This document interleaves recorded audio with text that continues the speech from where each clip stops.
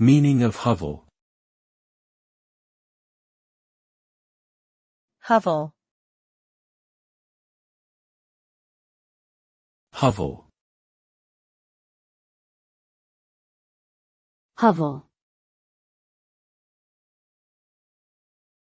Hovel.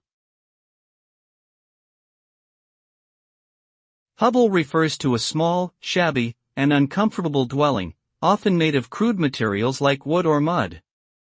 The term may also refer to a dirty, cramped, or unsanitary place. Generally speaking, a hovel lacks basic amenities and provides minimal protection from the elements.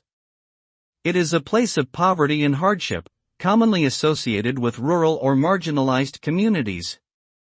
While it may evoke romantic notions of simplicity or rustic charm, hovels are often indicative of systemic inequality and neglect. Ultimately, the word conveys a sense of squalor, deprivation, and destitution.